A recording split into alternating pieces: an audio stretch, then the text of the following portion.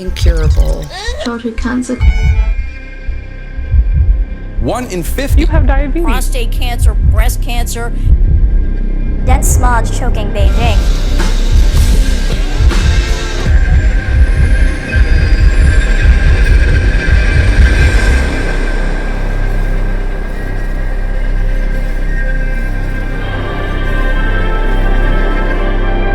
By the end of the century, we are promised a dazzling new world.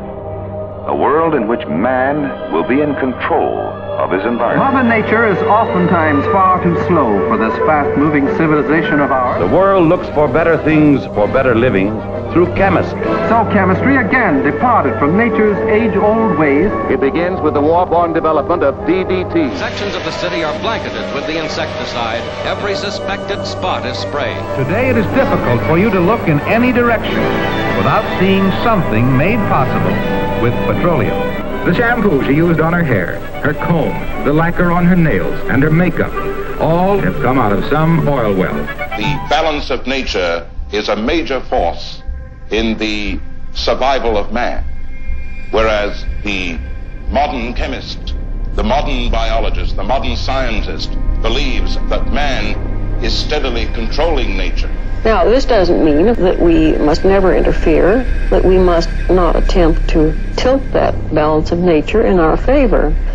But unless we do bring these chemicals under better control, we are certainly headed for disaster.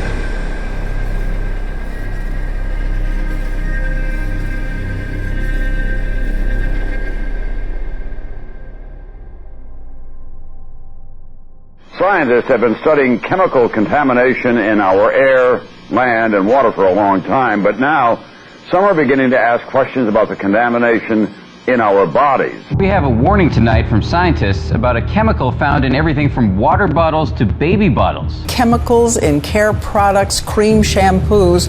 Thousands of chemicals are in everyday products, and yet what do we know about them? The idea was to make sure that the chemicals we use every day were safe and wouldn't lead to cancer or birth defects or reproductive problems. But even with the best of intentions, the law didn't quite work the way it should have in practice. We, in fact, have an epidemic.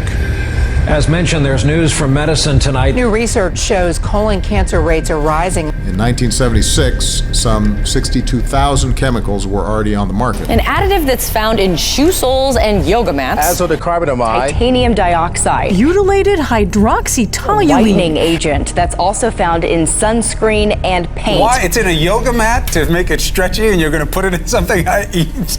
That's half the stuff we eat. We don't even know what's in it. In fact, out of those original 62,000 chemicals, only 5 have been banned.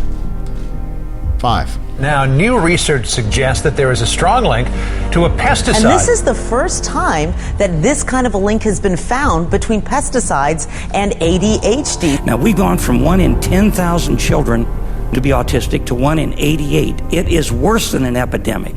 It is an absolute disaster. Folks should have the confidence to know that the laundry detergent we buy isn't going to make us sick. The mattresses our babies sleep on. Have you ever seen anything in which there has been such a dramatic progression in the incidence of diagnosis in a 6-year period?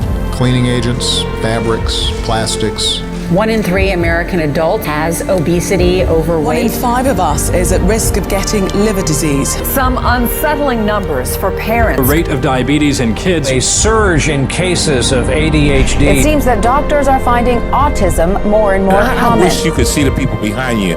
They're grown men that have been crying behind you, crying. And I'm just sitting here and I'm just saying, wait a minute, it just seems like somebody would say, or err on the side of keeping children safe.